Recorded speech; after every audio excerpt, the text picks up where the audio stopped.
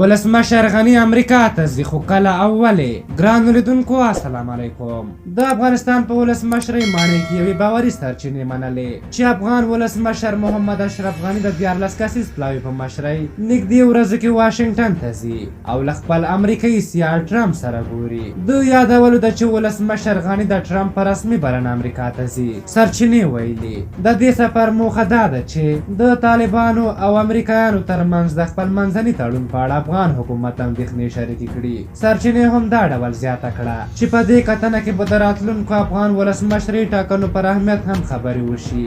د وسلوالو طالبانو او امریکایانو ترمنځ د سولې خبرو کې تر پرمختګ وروسته امریکایي چارواکو په تېره خلیلزاد بیا ویلي چې دوی ته سوله تر ټاکنو مهمه ده. که څه هم د ولسمشرۍ ټاکنو لپاره کمپاین پیل شوی خو پیکده او ان ځینې نمایندانو ویلي چې نه پوهېږي ټاکنې کېږي او که نه، خو خپل افغان ولسمشر محمد اشرف غني چې د دې ټاکنو یو نماینده وایي ټاکنې به په خپل وخت وشي. واشنګټن ته د نوموړي د تلو خبره په داسې مهال ده چې د افغان سولې لپاره د امریکا ځانګړي استازي او طالبانو د قطر دفتر د پلاوي ترمنځ له څو ورځنیو خبرو وروسته د دواړو لورو پر یوه هوکړه د سلا کېدو خبره وکړه. ښاغلي خلیلزاد تېرو ورځو کې په کابل کې دا هوکړه ولسمشر غني ته ښودلې او ویلي دي چې ولسمشر ټرمپ سره به یې شریکوي او د هغه له تایید وروسته به بیا له طالبانو سره لاسلیک کېږي. خو افغان چارواکي او ځینې امریکایي ډیپلوماتان د دې تړون په هکله اندېښمن دي او له خلیلزاد یې د دې تړون په هکله وضاحت غوښتی. د افغان ولسمشر محمد اشرف غني دویم مرستیال سرور دانش ویلي حکومت سوله غواړي خو داسې سوله نه چې جمهوریت ته ګواښ پېښوي. بلخوا امرالله صالح هم ویلي چې د یوې بلې ګندمک معاهدې لپاره چمتو نه دي.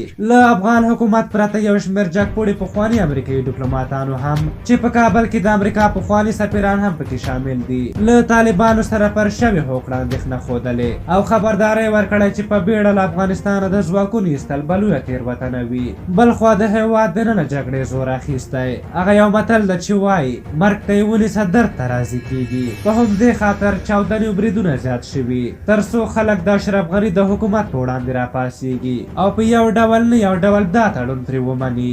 نور نو دلته د خلکو په پوهې او فکر پورې اړه لري چې څه باید وکړي. بدبختانه به ووایو دلته اوس د عوامو په وینه غواړي سیاست وګټي. په هر حال تاسو د دغې موضوع په هکله څه نظر لرئ؟ خپل نظرونه مو راته په کومنټ کې ولیکئ. که زموږ ویډیو مو خوښه شوې وي ضروري لایک کړئ. تر بلې ویډیو مو په لویو بخون کې خدای سپارم. د الله په امان.